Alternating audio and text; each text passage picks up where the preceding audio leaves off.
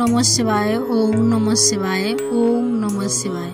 বন্ধুরা, আজ 26শে মে 11ই জ্যৈষ্ঠ সোমবার।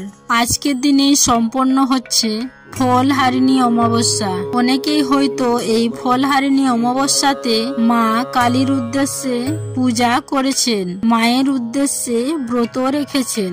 বন্ধুরা, আপনি যদি এই ফলহারিণী অমাবস্যায় মায়ের পূজা করে থাকেন বা ব্রত রেখে থাকেন, তাহলে এই ফলহারিণী অমাবস্যার ব্রত কথাটি একবার হলেও শ্রবণ করা প্রয়োজন। এই ব্রত কথাকে বট সাবিত্রী ব্রত কথাও বলা হয়ে থাকে। যদি কোনো কারণে এই ফলহারিণী অমাবস্যার ব্রত বা পূজা নাও করে থাকেন, তাহলে কেবলমাত্র এই ব্রত কথাটি শ্রবণ করে মায়ের উদ্দেশ্যে একটি প্রদীপ প্রজ্বলন করে যে কোনো একটি ফল নিবেদন করতে পারেন। তাতেও এই ফলহারিণী অমাবস্যার ব্রতের পূর্ণ ফল অনেকাংশেই লাভ করা যায়। আশা করছি দর্শক বন্ধুরা, এই ফলহারিণী অমাবস্যার ব্রত কথা তথা বট সাবিত্রীর ব্রত কথাটি শ্রবণ করে আপনাদের ভালো লাগবে। শুরু করছি ফলহারিণী অমাবস্যা বা বট সাবিত্রীর ব্রত কথা।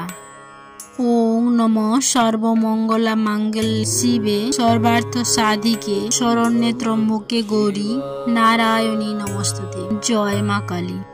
বহু প্রাচীন কালে মন্দ্র দেশে অশ্বপতি নামে এক নিষ্ঠাবান রাজা ছিলেন।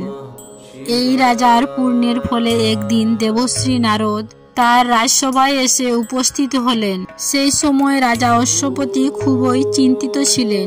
নারদ রাজাকে তার চিন্তার কারণ জিজ্ঞাসা করলেন। রাজা বললেন, আজ কিছুদিন হলো মন্ত্রী ও সৈন্য সামন্তদের সঙ্গে দিয়ে সাবিত্রীকে দেশ ভ্রমণে পাঠিয়েছি, কিন্তু কোনো খবর না পাওয়ায় চিন্তা হচ্ছে। নারদ তখন বললেন, মা সাবিত্রীর বিয়ের কি ব্যবস্থা করেছেন মহারাজ? মহারাজ তখন দীর্ঘ নিঃশ্বাস ফেলে বললেন, আমি তার জন্যই তাকে দেশ ভ্রমণে পাঠিয়েছি। সে নিজেই পছন্দ করুক কোথায় সে বিবাহ করতে চায়। ঠিক এমনই সময় মন্ত্রী রাজসভায় এসে রাজাকে জানালেন, মা সাবিত্রী ফিরে এসেছেন। মন্ত্রী তখন বললেন, দেবশ্রী, আমরা বহু দেশ ও নগর পরিভ্রমণ করে এসেছি। বহু রাজা মহারাজা মা সাবিত্রীকে দেখে খুবই মুগ্ধ হয়েছেন, কিন্তু আশ্চর্যের বিষয় এই, মা সাবিত্রীর বর সহজে কোথাও খুঁজে পাওয়া যায়নি। শেষে অন্ধ রাজা দুমত সেন তার রাজ্য হারিয়ে গিয়ে বনে বাস করেছেন। আমরা সেখানে গিয়ে উপস্থিত হই। মা সাবিত্রী রাজরানীর কাছে আদর পেয়ে খুবই মুগ্ধ হন এবং ভালোবেসে তাদের একমাত্র সন্তান সত্যবানকে তার স্বামী হিসেবে মনোনীত করেছেন। নারদ মন্ত্রীর শেষ কথাটি শুনে চিন্তিত হয়ে উঠলেন আর অনেক ভেবে বললেন, মা সাবিত্রী দেবী ভালো কাজ করেননি। সত্যবান রাজপুত্র হলে কি হবে, তার আয়ু যে খুবই কম। সত্যবানের সঙ্গে বিয়ে হলে সাবিত্রীকে 1 বছর পরেই বিধবা হতে হবে। মহারাজা অশ্বপতি নারদের এই কথা শ্রবণ করে তক্ষুনি সাবিত্রীকে সভায় ডেকে এনে বললেন, মা সাবিত্রী, তুমি তোমার মত পরিবর্তন করো। দেবশ্রীর মুখে শ্রবণ করলাম যে সত্যবানের আয়ু খুবই কম। তার হাতে তোমাকে যদি আমি অর্পণ করি, তাহলে বৈধব্য যন্ত্রণা ভোগ করতে হবে। আমি তা স্বচক্ষে দেখতে পারবো না। তুমি তোমার নিজের মত পরিবর্তন করো। মহারাজার মুখে এই কথা শুনে রাজকন্যা সাবিত্রী শিউরে উঠল আর অপলক চোখে রাজার দিকে চেয়ে রইল। রাজা তখন সাবিত্রীকে বুঝিয়ে বললেন, মা, তুমি সত্যবানকে শুধু তো মনে মনেই স্বামী বলে মনোনীত করেছ। তোমার ওই মত পরিবর্তন করতে ভাববার আর কি রয়েছে? বিয়ে স্থির হয়ে তো অনেক সময় তা ভেঙে যায়। সাবিত্রী বলল, বাবা, আপনি নিজেও তো আমার মনোমতো স্বামী বেছে নেওয়ার অনুমতি দিয়েছেন। সেই মতো আমি সত্যবানকে বেছে নিয়ে তাকেই স্বামী বলে বেছে নিয়েছি। এখন আর অন্য কাউকে বরণ করলে আমাকে দ্বিচারিণী হতে হবে নাকি? রাজা অশ্বপতি মা সাবিত্রীর কথা শুনে আর কোনো কথা মুখে আনতেই পারলেন না। দেবশ্রী নারদ তখন বললেন, বৃথা চিন্তা করে কোনো লাভ নেই মহারাজা। তুমি সত্যবানের সঙ্গেই আমাদের সাবিত্রীর বিয়ে দাও। আমি সাবিত্রীর কুষ্টি দেখেছি, তাতে সাবিত্রীর বৈধব্য যোগ নেই, অথচ সত্যবানের অকাল মৃত্যুর যোগ রয়েছে, তাও আমি জানি। হয়তো এর মধ্যে কোনো না কোনো রহস্য লুকিয়ে রয়েছে। যাই হোক, এই বিয়েতে মত দেওয়া ছাড়া আর কোনো পথ নেই। রাজা অশ্বপতি দেবশ্রী নারদের কথা অবহেলা করতে পারলেন না। রাজা ধূম্রসেনের সঙ্গে দেখা করে সত্যবানের সঙ্গেই সাবিত্রীর বিয়ে দিলেন। রাজা ধূম্রসেন ও রানী সাবিত্রীকে বৌমা রূপে পেয়ে খুবই খুশি হলেন। সাবিত্রীও খুব যত্নের সঙ্গে শ্বশুর ও শাশুড়ি মার সেবা করতে লাগলেন। এইভাবে ক্রমে ক্রমে 1 বছর পূর্ণ হলো। সাবিত্রী সারা বছর ধরে দিন গুনতে লাগলো। অবশেষে জ্যৈষ্ঠ মাসের ফলহারিণী অমাবস্যার দিন এলো। সাবিত্রী ও সত্যবানের বিবাহ 1 বছর পূর্ণ হলো। পরিবার ও স্বামীর কল্যাণার্থে সাবিত্রী এই দিন ব্রত রাখলো। সাবিত্রীর মন এই সময় খুবই চঞ্চল হয়ে উঠল, যেন কিছুতেই নিজের মনকে স্থির রাখতে পারছিল না। একটা যেন কোনো অমঙ্গলের ভয়ে সে খুবই অস্থির হয়ে পড়তে লাগলো। শেষে সাবিত্রী তার শ্বশুর মশাই ও শাশুড়িকে গিয়ে বলল, সে তার স্বামীর সঙ্গে আজ বনে যেতে চায়। তার শাশুড়ি বললেন, তুমি তো আজ উপোস রয়েছ, এই অবস্থায় কিভাবে তুমি বনে যাবে? কিন্তু সাবিত্রী জেদ ধরে রইল যে সেই দিনই সে বনে যেতে চায়। শেষে শ্বশুর শাশুড়ি বাধ্য হয়ে তাকে যেতে দিল। এরপর কাঠ আনবার জন্য একটি ঝুড়ি ও কুড়ুল নিয়ে সাবিত্রী সত্যবান এর সঙ্গে বনে গিয়ে উপস্থিত হলো। সত্যবান একটি বট গাছের উপরে উঠে কাঠ কেটে নিচে ফেলতে লাগলো। সাবিত্রী কাঠগুলি কুড়িয়ে কুড়িয়ে তুলছে।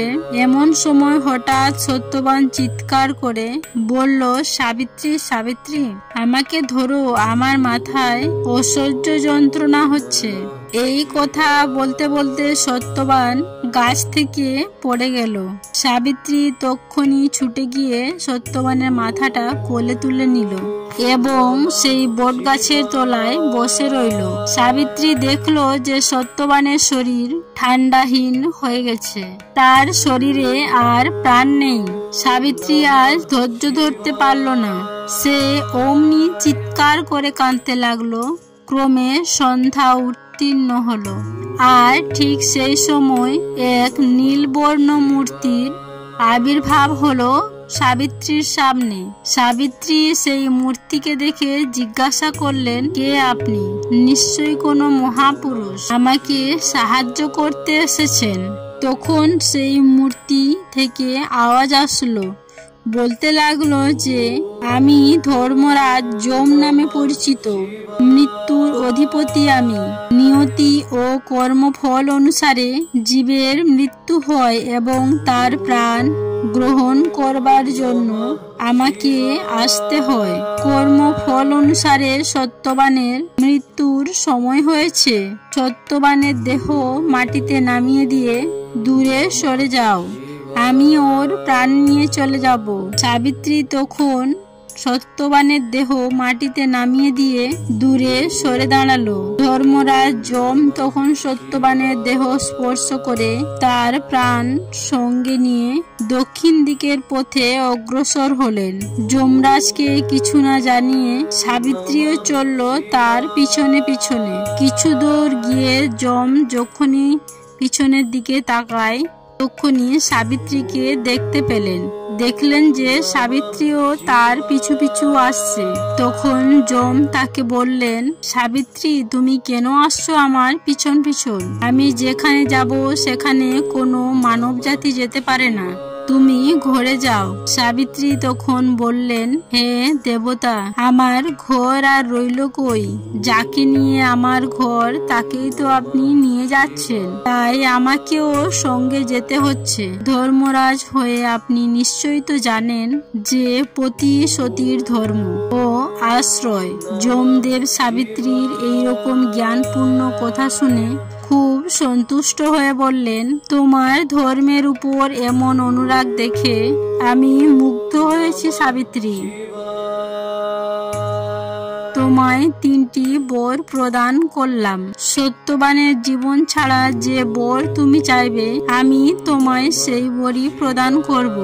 যমের এই কথা শুনে সাবিত্রী তখন বললেন, হে ধর্মরাজ, যদি আপনি আমার উপর সন্তুষ্ট হয়ে আপনি আমাকে বর দিতে চান, আমাকে প্রথম এই বর দিন, আমার অন্ধ শ্বশুর রাজা দুর্মুদ সেন তার 2 চোখ যেন ফিরে পায়।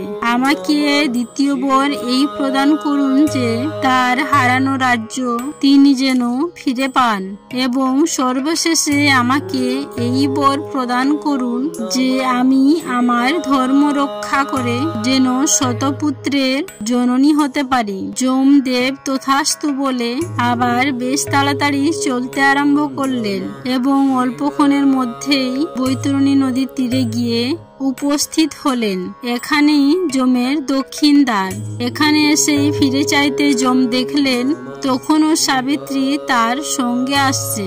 যম খুবই আশ্চর্য হয়ে সাবিত্রীকে বললেন, তুমি এই বৈতরণী তীর পর্যন্ত কেমন করে এলে সাবিত্রী? মানুষ তো এখানে কোনোদিনও আসতে পারে না, তুমি এখনো কেনই বা আমার সাথে আসছো? সাবিত্রী তখন বলল, ধর্মরাজ, যে ধর্মকে আশ্রয় করে এমন কোনো জায়গা ত্রিভুবনে নেই সেখানে সে যেতে পারে না। আমি এতদূর পর্যন্ত এসেছি একটাই কথা জানবার জন্য। আমি ভালো করে জানি যে আপনার কোনো কথা বৃথা যায় না, কিন্তু আপনি যে আমাকে শতপুত্রের জননী হওয়ার বরদান করেছেন, অথচ আমার স্বামীকে নিয়ে আপনি চলে যাচ্ছেন। স্বয়ং ধর্মরাজও কি তার ধর্ম ভুলে গেছেন? এই কথায় যমদেব খুবই লজ্জিত হয়ে বললেন, সাবিত্রী, আজ তুমি যথার্থই ধর্মকে পরাস্ত করে তাকেও ধর্মের শিক্ষা দিয়েছ। ধন্য তুমি সত্যসতী। এই আমি ধর্মরাজ তোমার পতিদেবের প্রাণ ফিরিয়ে দিলাম। তোমার স্পর্শ পেয়ে সত্যবান আবার জীবন ফিরে পাবেন। আজ থেকে জগতে তোমার আদর্শ নিয়ে বট সাবিত্রীর ব্রত পালন করবে। যে স্ত্রীলোক উপোস করে আজকের দিনে নিষ্ঠার সঙ্গে এই ব্রত পালন করবে, তাকে বৈধব্য যন্ত্রণা কখনোই ভোগ করতে হবে না।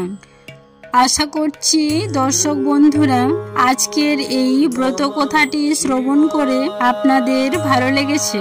কোনো প্রশ্ন বা মতামত থাকলে নিচের কমেন্ট বক্সে অবশ্যই জানাবেন। সবাই ভালো থাকবেন, সুস্থ থাকবেন এই কামনা করে আজকের ভিডিওটি আমি এখানেই শেষ করলাম। নমস্কার ও ধন্যবাদ। ঈশ্বর আপনাদের মঙ্গল করুক।